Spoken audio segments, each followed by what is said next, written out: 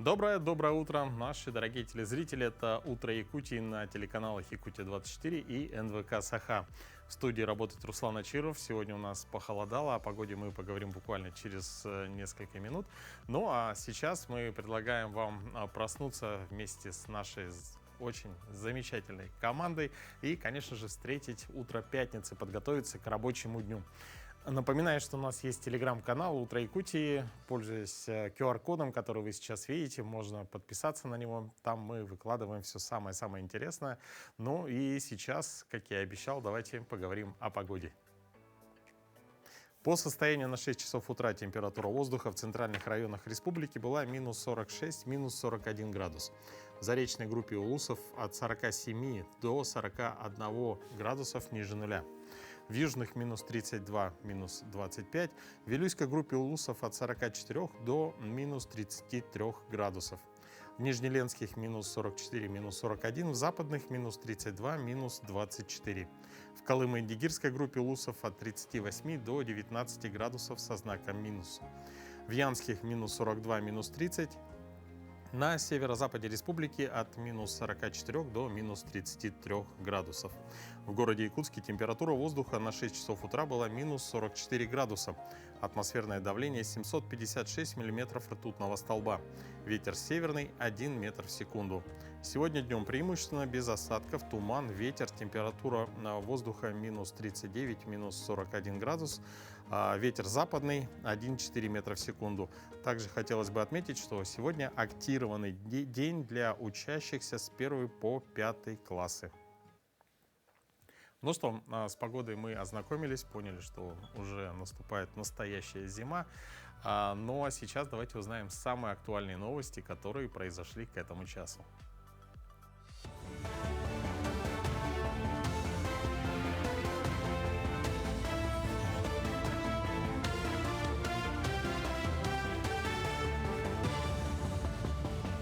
Доброе утро, коллеги и телезрители. Расскажу о самых заметных событиях к этому часу. В декабре зарплаты платятся раньше из-за большого количества выходных дней в январе. Получить декабрьскую зарплату раньше установленной даты возможно, если эта дата приходится на новогодние праздники. Зарплату за первую половину месяца, то есть аванс, работодатели должны выплачивать с 16 по 31 число месяца, а вторую половину заработной платы не позднее, чем до 15 числа следующего месяца. Однако, если стандартная дата выдачи зарплаты приходится на рабочие дни, в следующем году они начнутся с 12 января, то преждевременной выплаты ждать не стоит. На ТОР «Южная Якутия» проекты реализуют 20 резидентов. На заседании наблюдательного совета был утвержден новый перспективный план развития территории опережающего развития Южной Якутии. Решение принято после рассматривания актуализированной версии документа с учетом изменений в инвестиционной структуре и перечне проектов резидентов. На ТОР «Южная Якутия» по соглашениям с Корпорацией развития Дальнего Востока и Арктики проекты реализуют 20 резидентов с общим объемом инвестиций 125 миллиардов рублей. На заседании также обсуждалась необходимость расширения границ ТОР для размещения новых проектов. Представители якутских муниципалитетов – лучшие эксперты по развитию северных территорий. Об этом на муниципальном форуме «Малая Родина сил России» заявил мэр Якутска Евгений Григорьев. Глава столицы региона и другие его коллеги приступили к работе деловой программы форума. Одновременно на 3 площадках специалисты обсудили вопросы градостроения, развития инфраструктуры и привлечения внебюджетных средств к реализации проектов. При этом одним из самых активных участников форума стали главы якутских муниципалитетов. Сам же Григорьев станет экспертом площадки преодоления диспропорций на территории и выступит с докладом о передовых практиках города Якутска. У нас более 3000 строений на сваях. У нас сотни километров централизованной системы отопления, водоснабжения, 1000 километров электроснабжения. И все это дело, конечно, нужно синхронизировать и правильно работать. Поэтому с точки зрения жизнестойкости такого крупного населенного пункта в зимний период времени, в условиях экстремальных температур, здесь мы, конечно, наверное, обладаем большей экспертностью, чем коллеги в силу своих размеров и климатических особенностей. Более 500 человек принимает участие в заключительном этапе республиканского конкурса «Шаг в будущую профессию». В этом году фестиваль проходит в 19-й раз и приурочен к столетию видного политического деятеля Гавриила Чиряева. Кроме студентов, показать свое мастерство пришли дети дошкольного и школьного возраста. Для них был организован отдельный медиаконкурс «Юный мастер». Взрослые участники представили свои проекты на 13 площадках Якутского промышленного техникума. Среди направлений конкурса – горное дело, топливно-энергетический комплекс и креативная индустрия. Подготовка у меня идет в целом хорошо. Проект у меня на тему древесных гранул и их измерения. То есть изучение российских, зарубежных и якутских древесных гранул и их сравнение. В прошлом году на данном проекте я тоже участвовал на «Шаг в будущее» и занял 2-е место. Но в этом году мы более обновили мою данную тему. И в этом году я тоже немного волнуюсь, но хочу постараться занять 1-е место, чтобы где-нибудь в России поучаствовать. На календаре 12 декабря сегодня отмечается важная дата – День Конституции Российской Федерации. Через несколько минут мы поговорим на эту тему с нашим гостем в студии, а пока узнаем, какими событиями отмечен день сегодняшний.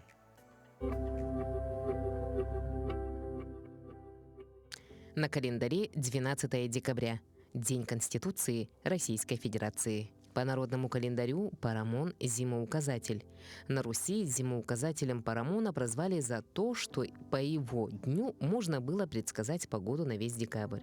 «Утро красное, быть декабрю ясным», подмечали люди. Если же мела метель, то такая погода могла продержаться до Николы Зимнего. Багряная заря предвещала сильные ветры. Этот день в истории. 1817 год открылся Московский манеж. 1921 в Великобритании основана Ассоциация настольного тенниса. 1993 в ходе всенародного голосования принята Конституция Российской Федерации. 2012 начались торжества по случаю 850-летия собора Парижской Богоматери Нотр-Дам-де-Пари.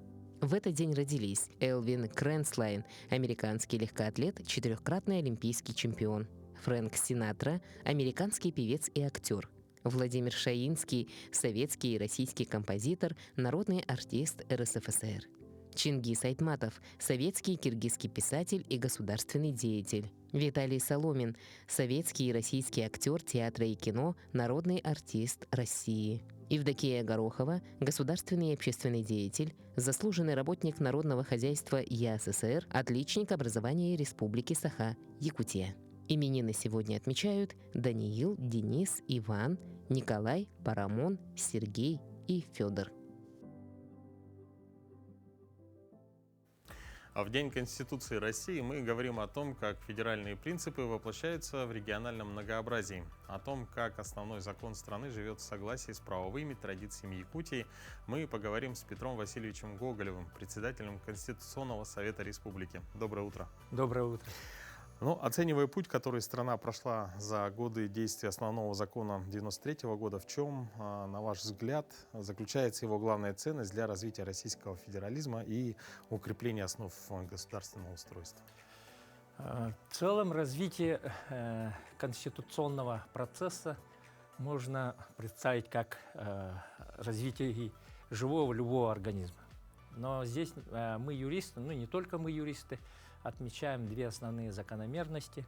Первое, конечно, это соответственно тем евразийским политико-правовым традициям, которые существуют и которые понятны обществу нашему. Это построение государства сильной политической властью, но с сохранением договорных форм взаимодействия.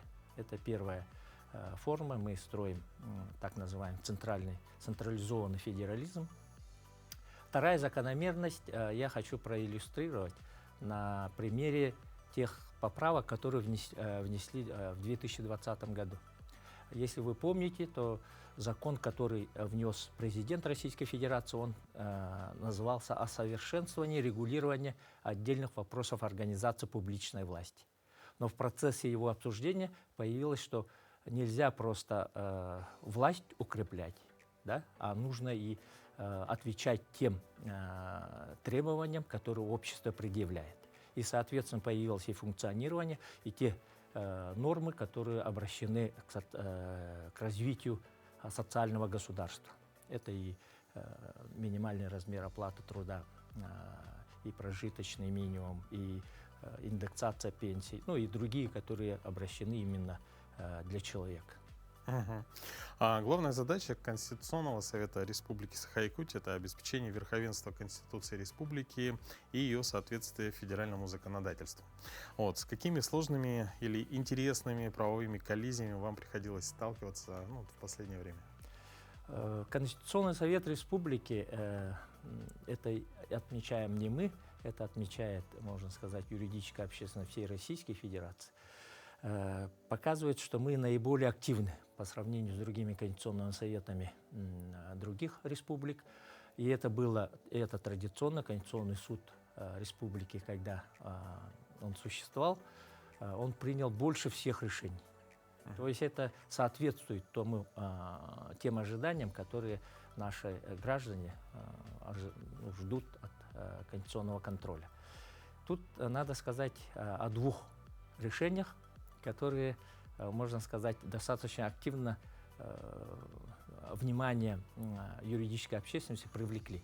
Первое — это касается вопросов, когда народный депутат республики к нам обратился с тем, чтобы защитить права многодетных родителей, но которые не состоят в браке, в зарегистрированном браке. Мы знаем, что и все общество это понимает, что те традиционные духовно-нравственные ценности, к которым крепкая семья и относится, да, конечно, этот тренд, когда есть семьи, не зарегистрированные в ЗАГСе, то это реальность, правовая реальность. И тут есть такие многодетные родители. И вот когда к нам обратились, мы свое решение сформулировали, что республика в состоянии тоже защитить таких многодетных родителей.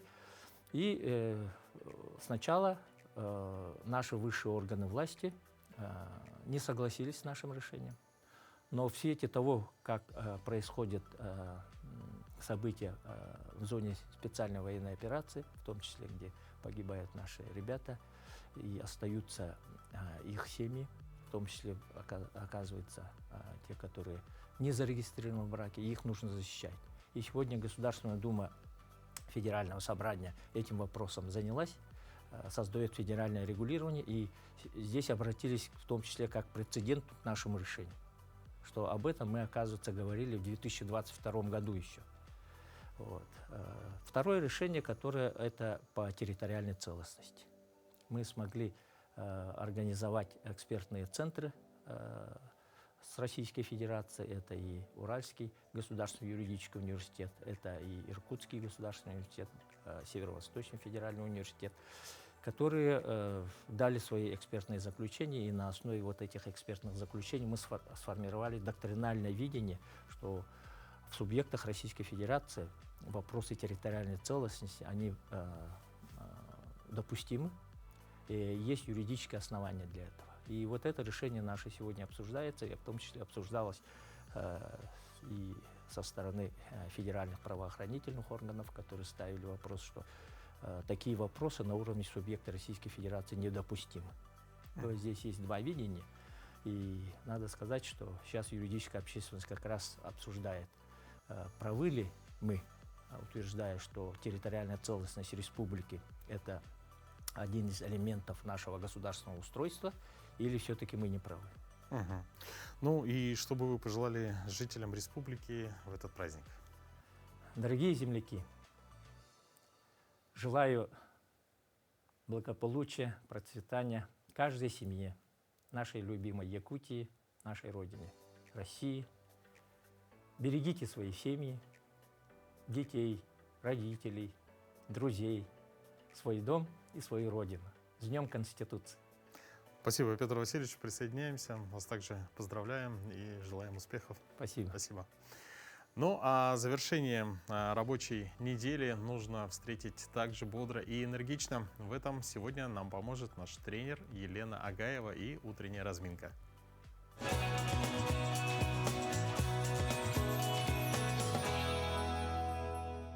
Всем доброе утро! Сегодня для зарядки нам понадобится степ-платформа. Если у вас ее нет, вы можете выполнять это упражнение прямо на полу. Итак, поехали! Итак, начинаем нашу зарядку с базовых упражнений. Итак, у нас будет сейчас зашагивание на платформу. Итак, поехали! Начинаем с правой ноги. Мы ходим так, как будто бы мы идем по лестнице. Заходим мягко и спускаемся тоже мягко. Затем левая. Это упражнение очень простое, выполнять может кто угодно с любой подготовкой. Даже те, у кого больные колени. Так, следующее упражнение у нас будет зашагивание и подъем колена в бок. Помогаем ручками, как будто мы ходим.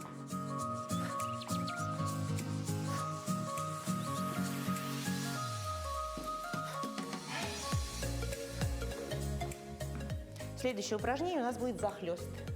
Захлест и заводим ручки назад. При этом сводим лопатки. Стараемся пяткой достать до попы.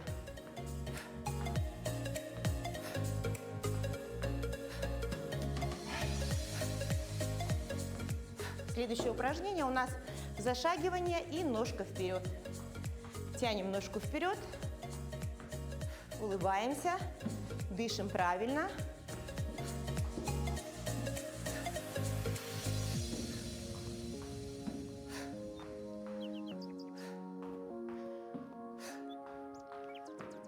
Следующее упражнение у нас будет мах в сторону. Так же самое мы встаем на платформу и делаем мах в бок. Здесь мы можем добавить еще ручку.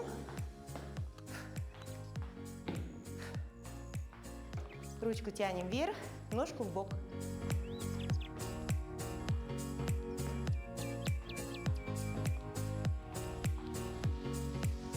Так, следующее упражнение у нас будет повороты на степе. Ручки поднимаем вверх.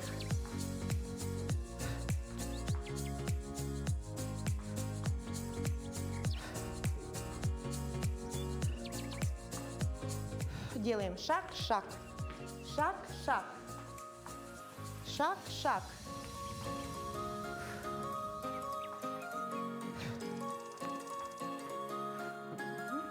Упражнения со степ-платформой помогут вам развивать свою координацию. Это очень важно для людей в преклонном возрасте. Всем прекрасного дня, отличного настроения, занимайтесь, любите себя. Всем пока-пока. Ну, я думаю, что вы сейчас зарядились хорошим зарядом бодрости. Ну, а далее у нас будет вкусно, плотно и калорийно. Именно так можно назвать рецепт, который мы представим вам далее. Обязательно попробуйте приготовить его на выходных и порадуйте своих близких.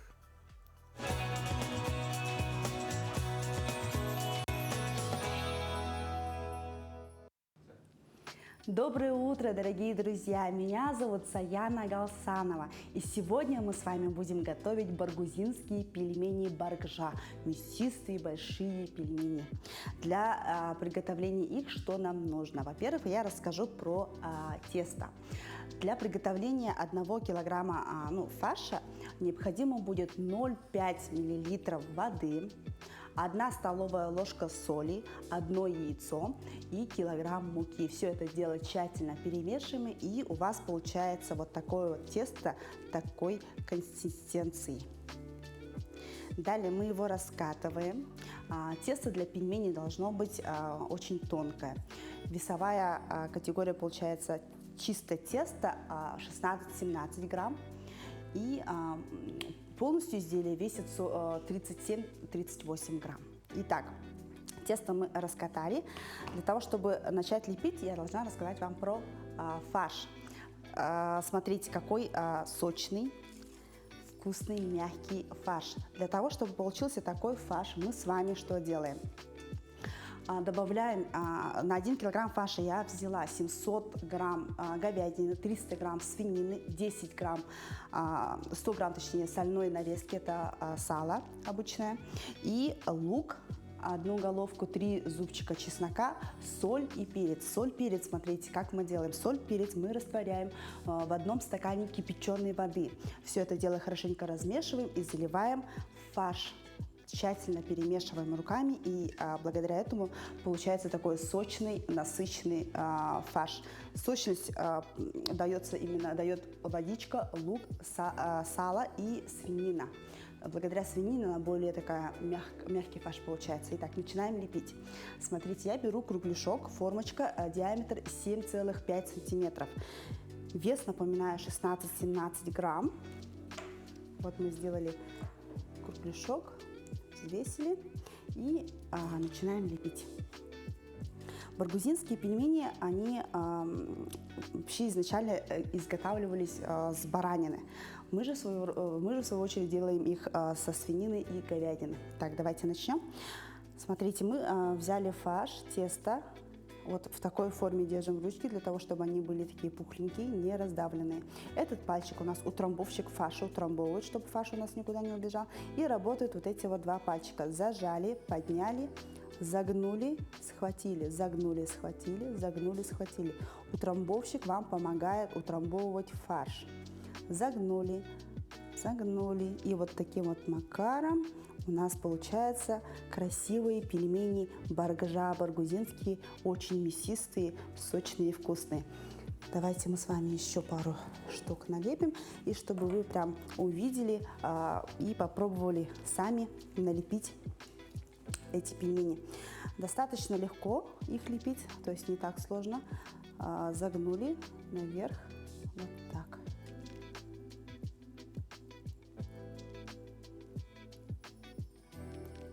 Вес одного изделия у нас 37-38 грамм. Пельмени мы готовим в кипяченой воде, как обычные пельмени. Заливаем водичку, солим по вкусу, доводим до кипения, закидываем пельмени. Как только они всплывут, значит, они уже готовы. И приятного аппетита!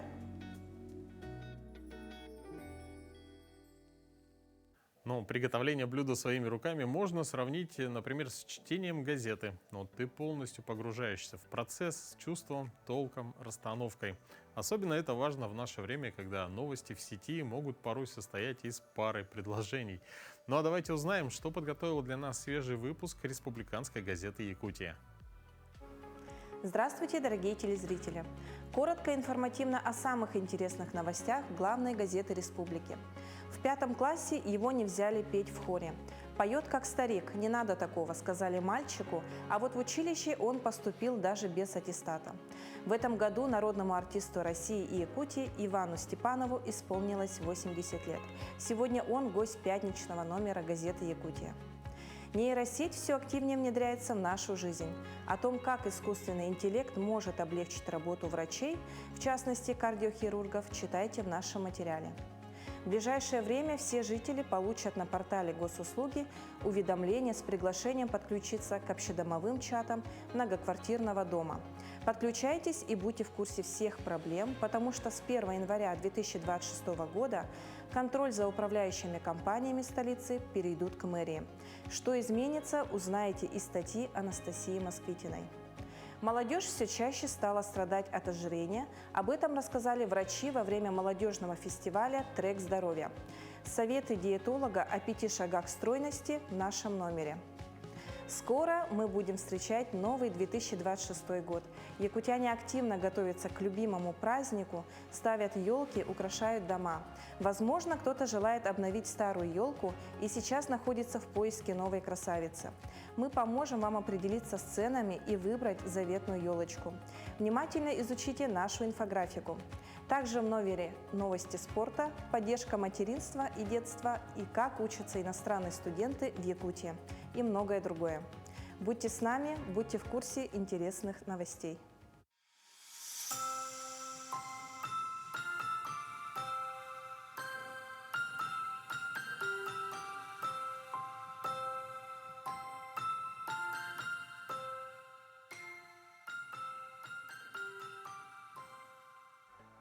Но в нашем 12-м окошке адвент-календаря нас ждет новогоднее волшебство.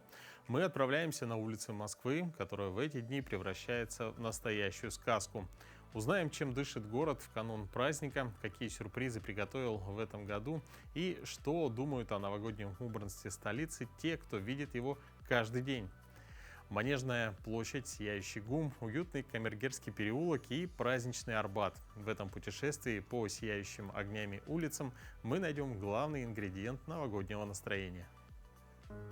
Москва в преддверии Нового года преображается. Главные площади и улицы становятся декорациями одной большой сказки, куда каждый вечер приходят тысячи горожан, чтобы увидеть, восхититься и почувствовать это неповторимое волшебство. Очень красиво все сделано, безусловно, радует глаз, при этом да, в разных локациях разная тематика, но на площади я уже второй раз. Вчера вечером было очень много людей, сегодня пришла посмотреть с чувством, с толком, с расстановкой, очень красиво, радостно, не хватает только снега. Мне кажется, вот прям для изюминки было бы прекрасно бы получить снежок. И действительно, у каждой улицы свой характер, своя история. От классического величия Манежной площади и Большого театра до уютного пряничного мира Камергерского переулка. Городские дизайнеры создают не просто украшения, а целые миры. Москва вообще прекрасна, а к Новому году она становится фантастической, сказочной. И я, конечно, каждый год гуляю по новогодней Москве, не один раз. В этом году заметила какие-то новшества, и, скорее всего, так каждый год проявляется. Тверская. Вот я сейчас прошлась по Тверской, подошла к Большому театру. Ну, все улицы, все пешеходные. Каждая оформлена в своем стиле. В Камергерском она такая пряничная Москва. Ну, фонтан как оформлен прекрасно. Ну, я думаю, что нет равнодушных людей. Тверская, мне кажется, она в этом году вот такая особенная. Конечно, Большой театр, я еще не дошла до Красной площади. И пешеходные улицы, вот Камергерский мне понравился, вот стиль этот пряничный, русский такой. Но все хорошо по-своему, каждое здание украшено, то есть каждое, витрины магазинов. Ну, сложно отдать приз кому-нибудь. Прогулка по новогодней Москве – это всегда путешествие со смыслом. Вот, например, Старый Арбат встречает гостей ароматов мандаринов и легкой игрой. Шикарно. Ну, возможно, можно было этот снег не сыпать искусственный, а так, ну, я считаю, великолепно. Я сама бы хотела сюда приехать туристкой, как-то развидеть и снова увидеть. А кульминация этого путешествия неизменно становится Красная площадь и ГУМ. Эти места – синонимы праздника для поколений москвичей. Под знаменитыми сводами царит особая атмосфера, где готовятся к чуду, выбирают главные подарки и просто заряжаются новогодним настроением. На мой взгляд, Москва всегда очень преображается к Новому году и создает нам такое настроение. То есть, вот, наверное, нельзя сравнить с другими городами. И Европу, если брать, когда раньше мы часто ездили, была возможность получать визу, то потому что одна елка в центре города и все. Москва, конечно, впечатляет своим размахом. Я шла как раз вот в ГУМ и думала о том, что, наверное, ни одного города нет, где настолько вот был по масштабу. Перед Новым годом я в ГУМ хочу всегда прийти. Мне почему-то вот именно здесь какая-то ассоциация с Новым годом. Переключиться мыслями с дел именно вот на подготовку к празднику, подумать о подарках. То есть, наверное, вот для меня Красная площадь. И, пожалуй, именно в этом, в умении создать праздник для каждого, в грандиозных размахах и в тщательно продуманных деталях и заключается главное волшебство новогодней Москвы. Она не просто украшает себя, она дарит каждому, кто выходит на ее улицы, свою собственную неповторимую сказку. «Скажи иначе» – знакомая с детства игра. Ну, а если сказать иначе по-якутски? Библиотека 3D представляет новый проект, который взрывает привычные представления о настолках. Мемоджи – это лингвистическая битва, веселье и погружение в богатство якутского языка. Как объяснить слово «итык» без прямого перевода? И как показать хар летним днем? Смотрите в нашем следующем сюжете. Мы находимся в библиотеке 3D, где в последнее время пахнет не только книгами, но и азартом. Знакомьтесь, новая звезда всех филиалов централизованной библиотечной системы города Якутска. Сегодня мы узнаем, в чем же ее уникальность. Время пошло, засекаем. Как оказалось, все просто. За формат взята всеми любимая игра «Алиас». Но в нашем случае игра дополнена словами на якутском языке, отражающие нашу культуру, природу и быт. Уникальность ее в том, что можно играть на двух языках. На русском языке, на якутском или в смешанном режиме. Потому что у нас в карточках расположены слова на русском языке, на якутском. Также есть приятный бонус для играющих в том, что если игра проходит полностью на якутском языке, то очки уже удваиваются. Также она интересна тем, что у нее есть карта в виде нашей республики Саха-Якутия, там прям по районам. Также символы там расположены наши, например, мамонты, ягоды, рыба. И также наши фигурки персонажа.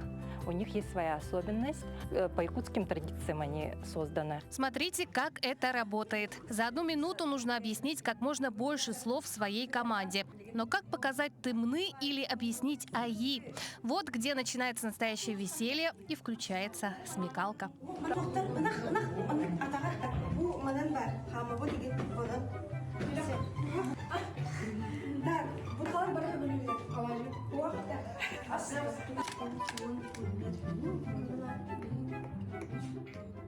Первый раз сегодня играли? Да. Ага. И вот чем она так увлекательная, интересная, да? Вот чем тебе так понравилось? Рисунки интересные. Рисунки, еще что? Персонажи и карты. Мне понравилась игра, она очень веселая, а еще мне нравится то, что в ней можно играть на 2 языках – якутский и русский. Некоторые слова мне не знакомы, и о некоторых я узнала только сегодня. Например, о оса. Я раньше не знала на якутском, как оно будет. Я играла в эту игру впервые и хотела бы еще раз попробовать. Теперь есть повод постоянно приходить в библиотеку. Выпуск и тиражирование игры Memoji как проекта реализованы благодаря выигранным грантовым средствам на международном конкурсе «Родной язык. Достояние народа». Апробацию уже прошли почти все школьники и студенты Губинского округа. Потому и выберите друзей, детей, родителей и приходите в библиотеку 3D. Проверить свои знания и повеселиться от души. Катерина Винокурова, Джулустан Иннокентьев, Якутск. А мы продолжаем рубрику «Истории вещей». И наш коллега Дмитрий Аргунов и сотрудники городского ретро-музея сегодня расскажут нам о продолжении замысла Победы, о 21-й Волге, еще одном символе советской эпохи, об ее истории, в том числе и в Якутии. ГАЗ М-20 «Победа», запущенная в Сирию в 1946 году, на рубеже 40-х-50-х годов стремительно становилась архаичной. И горьковские конструкторы уже в начале 50-х предложили замену «Победе». Опять же, американское влияние, особенно на Горьковский завод. Впрочем, влиянию американского дизайна подверглись все авто послевоенной Европы. В целом дизайн ГАЗ М-21 сформировали в 1954 году. Тогда же появилось название «Волга». Географическое название звучало нейтрально и благозвучнее, чем «Родина» или «Звезда». «Волга» получила совершенно новый кузов, куда просторнее, чем у «Победы», а конструктивно несущий кузов «Волги» к рамным американским автомобилям никакого отношения и вовсе не имел, поэтому и снаряженная масса ГАЗ М-21 была относительно невелика, немногим меньше 1,5 тонн. Для «Волги» спроектировали абсолютно новый передовой алюминиевый, заметьте, двигатель рабочим объемом 2,45 литра, мощностью 70 лошадиных сил при 4000 оборотах в минуту, почти на 20 сил мощнее мотора «Победы». Еще более сенсационной новинкой стала запланированная трехступенчатая автоматическая коробка передач, опять же под влиянием Форда. Но автомат оказался капризным, а механику поначалу планировали в основном лишь для автомобилей такси. Другой важной новинкой стала централизованная система смазки узлов передней подвески и рулевого управления. Для СССР возможность смазывать узлы нажатием педали в салоне была новинкой. Перед началом серийного производства изменили облицовку радиатора. Причем, говорят, к изменениям имел отношение легендарный маршал Жуков. И, как мы видим на фотографиях, в Якутии 21-я «Волга» пользовалась популярностью и как служебный транспорт для руководителей, и как такси, да и в частных руках было немало машин. «Волга», к слову, была долгие годы участницей первомайских демонстраций, о чем свидетельствуют архивные фото. И да, в ретро-музее почти на всех экспонатах наличествуют боковые зеркала. На деле они были лишь опцией. От экспонатов Музея ретро-техники мы перенесемся в Национальный художественный музей и передаем слово Дмитрию Никонову.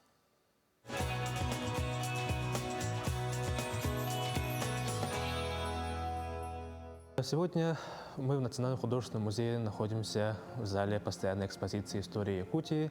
И на сегодня сюжетом рубрики «Музейный гид» станет картина народного художника Якутии, члена-корреспондента Российской академии художеств Артура Дмитриевича Васильева «Несущие свет».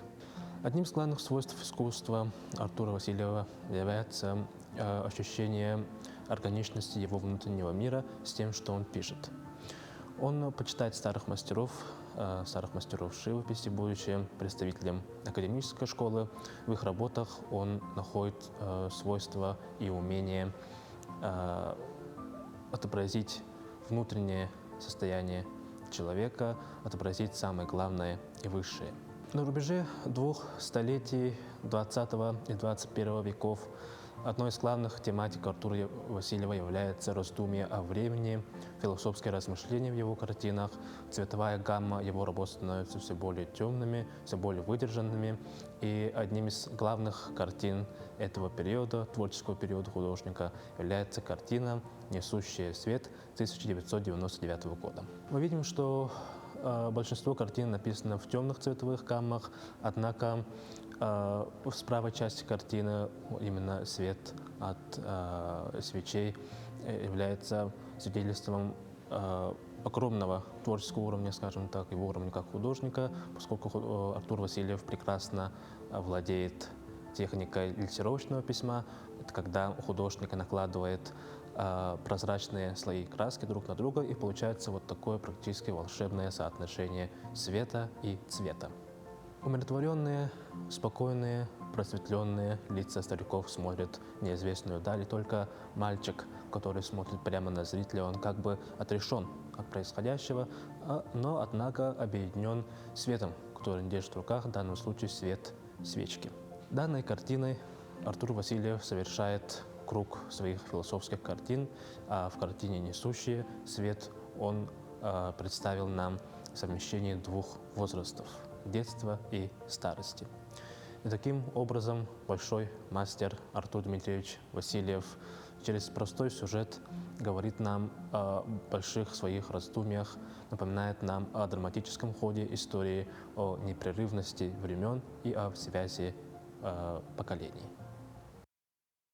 Уникальный геологический феномен стал магнитом для туристов в Китае. Снятый с дрона 10-километровый рифт в провинции Шанси открывает вид на историю Земли, записанную в слоях древних пород. Посетители признаются, что такое зрелище раньше видели только в документальных фильмах. На севере китайской провинции Шанси, недалеко от деревни Сици, находится уникальное геологическое образование – 10-километровый рифтовый разлом. Каньон достигает 60 метров в ширину и около 80 метров в глубину и поражает масштабом и формами.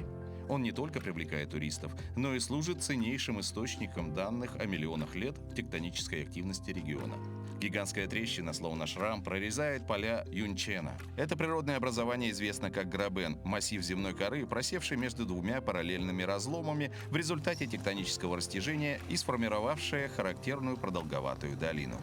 До этого я видела такие геологические чудеса только в документальных фильмах. Стоя здесь сейчас, я действительно ощущаю невероятную силу природы. Туристка Чай рассказала, что узнала об уникальном природном явлении из интернета и давно мечтала побывать здесь. Находясь посреди огромного каньона, я могу видеть уникальные скальные образования по обе стороны и слышать свист ветра на дне долины. Это путешествие позволило мне ощутить неподвластное времени величие природы и ее удивительное мастерство, а также познакомиться с местной историей и культурой.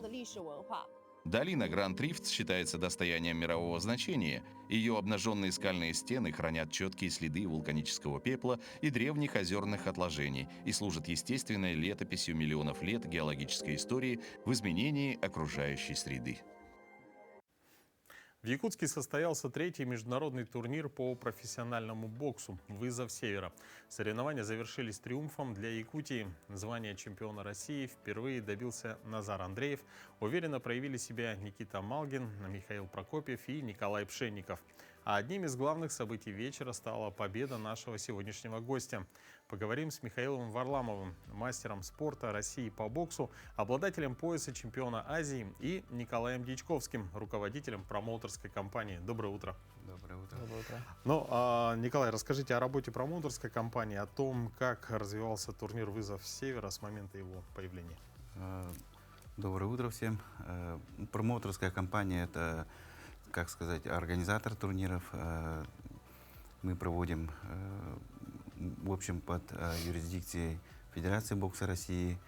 И вот проводим уже третий раз международный турнир «Вызов Севера», который прошли у нас в Якутске 6 декабря. Промоутерская компания, в общем,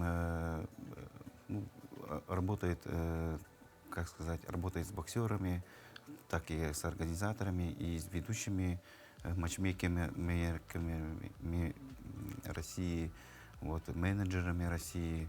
И вот связываем боксеров, определяем дату, обговариваем контракты, и уже начинаются вот бои. Ну, Михаил, поздравляю вас с титулом чемпиона Азии. А проводили ли вы разбор своего боя после турнира? И, может быть, какие-то выводы сделали? Доброе утро. Ну, вот после боя всегда мы с тренером тоже анализируем, смотрим, что получалось, какие были минусы. Ну, от раунда к раунду постоянно этот анализ идет тоже. И смотрим какие-то там положительные, ну, какой есть прогресс и минус. А что касается именно вот прошедших соревнований, что могли бы отметить? От года к году идет, ну, именно «Вызов Севера» вообще с каждым годом все прогрессирует. Особенно в этом году прям атмосфера чувствуется, прям до мелочей все сделали.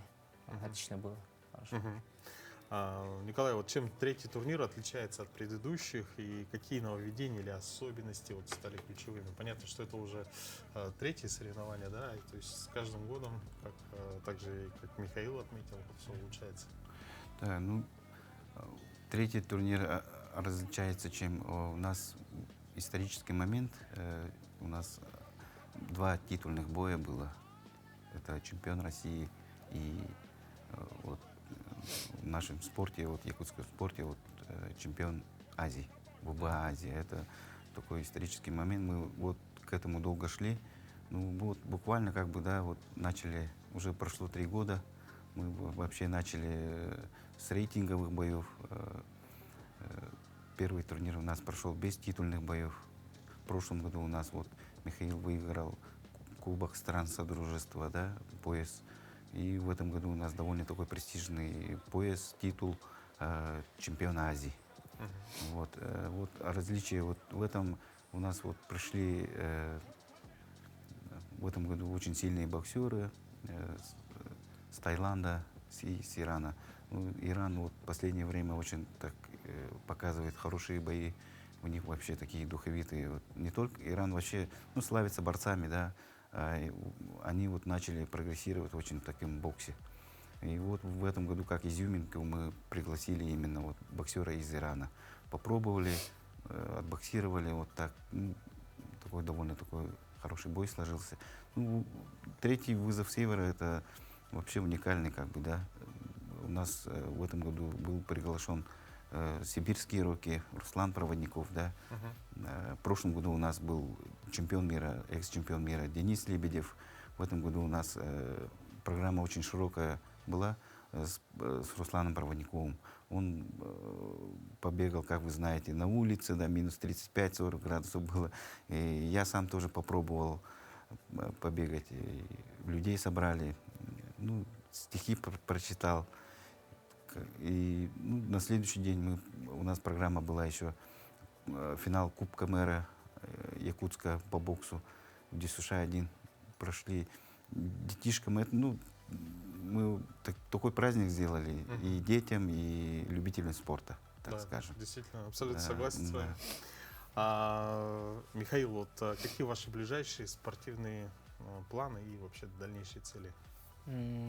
Ну, пока отдыхаю, а потом после Нового года. Ну, по плану хочу именно весной тоже бой какой-нибудь сделать. Ну, рейтинг поднять чуть-чуть тоже. И уже оппонент с каждым боем все серьезнее будет. Ну, замахиваемся на именно вот на чемпиона мира. Желаем успехов. А вот вообще, вот говорите про отдых, да, вот после таких серьезных соревнований обычно сколько спортсменам нужно времени, чтобы восстановиться? Ну, прям неделю о боксе вообще не думаешь, потом уже постепенно все равно там форму держишь, втягиваешься, а потом уже объявляют именно дату боя, и за 2 или за 3 месяца уже потихоньку начинаешь поэтапно тренироваться. Тренировки, да. Ну, Николай, планируется ли проведение турнира «Вызов Севера» в следующем году? Да, мы вообще вот со следующего года хотим, ну, чуть-чуть расширить наши вот это, да, как вот Михаил говорит, мы планируем тоже весной провести, и мы проводим обязательно Международный день бокса, тоже под открытым небом у нас уже вот второй раз мы провели в этом году, это 27 августа, это Международный день бокса, мы обязательно проводим бои на открытом небе, так скажем. И вот планируем тоже «Вызов Севера 4», тоже будет там, ну, это отдельно уже обговаривается. И уже тоже хотим провести какой-нибудь титульный бой. Ну, ребята у нас уже подтягиваются. Вот Михаил уже сейчас надо будет уже идти по ступенькам ВБА Азия, ВБА Интерконтиненталь и уже ВБА чемпиона мира. Спасибо вам большое за то, что вы посетили наш эфир. Желаем успехов, успехов в спорте, успехов, конечно же, в проведении таких значимых мероприятий. Спасибо. Ну а сейчас, дорогие друзья, мы передаем слово нашим коллегам из блока новостей.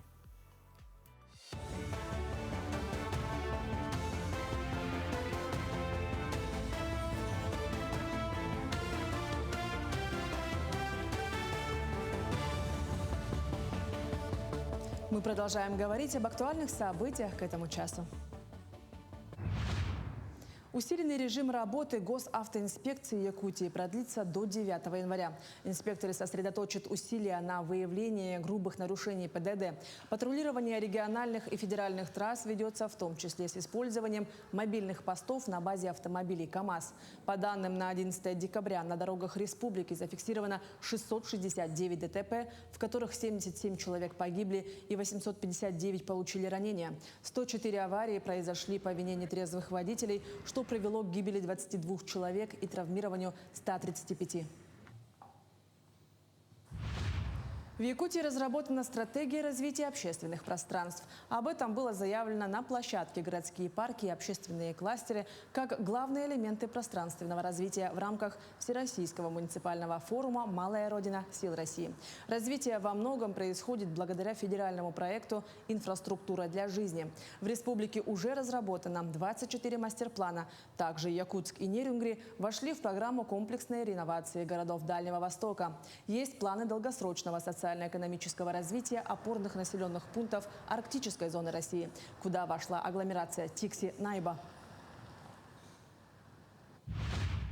В преддверии Нового года инклюзивная столярная мастерская превратилась в настоящий центр творчества и социальной интеграции, где молодежь с особенностями развития готовит праздничные сувениры. Пространство мастерской стало платформой для развития навыков и обмена опытом. Особое внимание уделяется изготовлению деревянных фигурок. На сегодняшний день уже создано почти 40 сувениров, среди которых фигурки ботуров и изящные новогодние елки, выполненные с использованием деревянных форм. Мастерская активно работает с внешними заказчиками. Ну вот, хочется более творческих заказов, каких даже творческих работ. Ну и плюс еще, когда долгое время работают над одним и тем же, даже с учетом того, что вот такой вот крупный заказ нам помогает жить по несколько месяцев потом. Ну, вместе с тем и получается так, что это определенный круг работ, и выполняя которые ребята не осваивают другие манипуляции. Ну, хотелось бы, чтобы ребята более широкий спектр технологических процессов осваивали. Зима занятию спортом не помеха. Якутянин Николай Кудрин придумал, как адаптировать велосипед к нашим суровым реалиям. Изобретатель исключил из конструкции педали. На холоде они быстро мерзнут.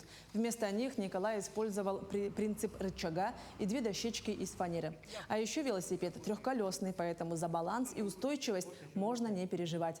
Собрать такую систему можно из подручных материалов и, как говорит ее создатель, наслаждаться променадами даже в самое холодное время года. В новостях сказали, американцы создали велосипед без педалей. Потом посмотрел, они видео показали мелко, а как устроено не показали. И думал, а что они могут, а мы что не можем, что ли, подумал я. И смастерил вот. Первый раз садятся и говорят, как это педали крутить. Они думали, что просто сидеть и нажимать надо.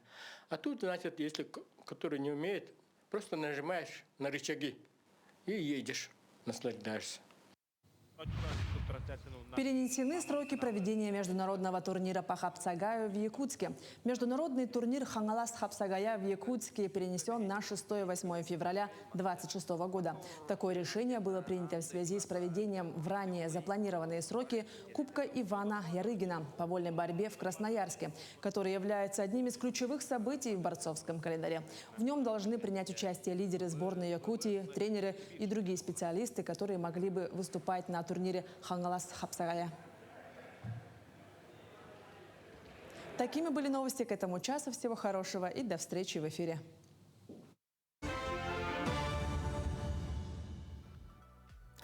Ну а мы, в свою очередь, желаем вам хорошего, продуктивного дня.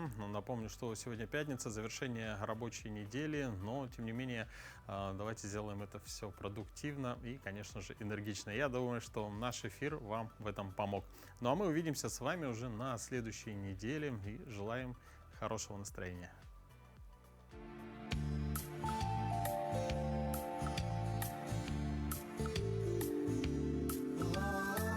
Сегодня целый день идет снег. Он падает, тихо кружась. Ты помнишь, тогда все тоже было засыпано снегом. Это был снег наших встреч. Он был белый-белый, как чистый лист. И мне казалось, что мы напишем на этом листке повесть. Повесть о нашей любви.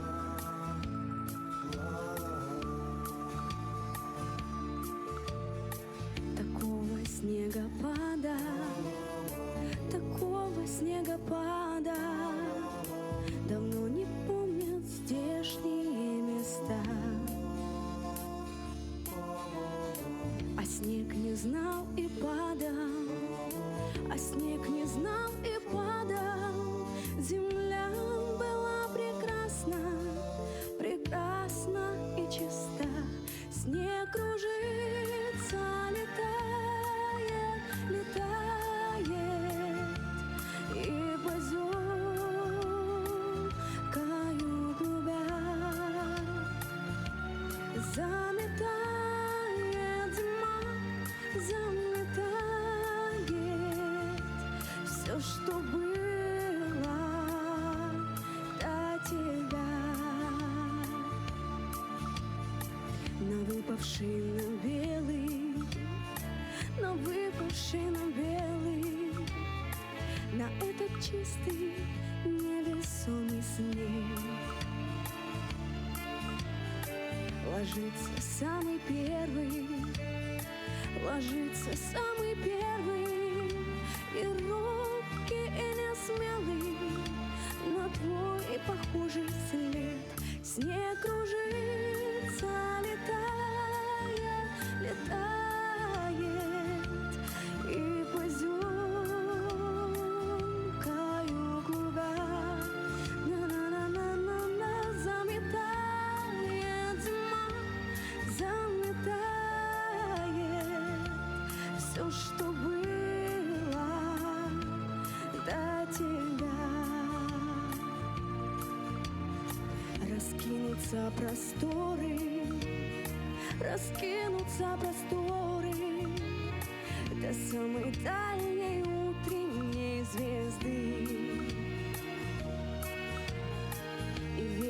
я, что скоро, и верю я, что скоро по снегу доберутся ко мне твои следы. Снег кружит